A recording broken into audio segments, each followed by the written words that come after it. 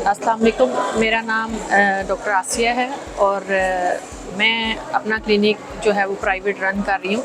इस वक्त मैं DKT की जो धनक प्रोग्राम है, धनक के इनविटेशन पे इधर आई हूँ, जिसमें मोस्टली ये बताया गया है कि जी फैमिली प्लानिंग के मुतालिक धनक की सर्विसेज काफ़ी अच्छी और पूरे मुल्क में बड़े अच्छे तरीके से वो सर्व कर रहे हैं।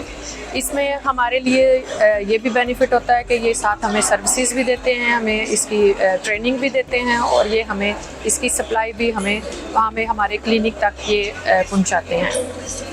फैमिली प्लानिंग के हवाले से अगर बात की जाए तो सबसे पहले जो मेन चीज़ है कि IUCD इंट्रा यूट्राइन डिवाइस, जो कि फैमिली प्लानिंग में सबसे बेस्ट है। बेस्ट इस वजह से है कि एक तो जो आप लॉन्ग टर्म अगर करना चाहते हैं फैमिली प्लानिंग, उसके लिए भी, और दूसरा ये कि जब भी आप कंसीव करना चाहेंगे तो इसको आप आउट करवा सकते हैं। इसका एक दफ़ा करवाने के बाद ये कि आपको बार बार डॉक्टर्स के पास चक्कर नहीं लगाना पड़ता और जो डॉक्टर की एडवाइस होती है उसके मुताबिक आपने डॉक्टर को विज़िट करना होता है। इसके साइड इफ़ेक्ट्स भी बहुत कम हैं और लॉन्ग टर्म आपके लिए फ़ायदेमंद है। और इसकी जो मेन चीज़ है वो ये है कि ये ज़्यादा कॉस्टली भी नहीं है और पेशेंट जो है वो मेंटली तौर पे रिलैक्स हो जाते हैं कि एक दफ़ा फैमिली प्लानिंग उन्होंने कर ली है तो दोबारा जब डॉक्टर विज़िट के लिए बुलाएंगी उसी वक्त जाना है। बार बार किसी भी मसले के तहत उनको डॉक्टर के पास जाने की ज़रूरत नहीं पड़ती। इसमें DKT यानी धनक वाले बहुत ज़्यादा इस चीज़ को प्रमोट भी कर रहे हैं।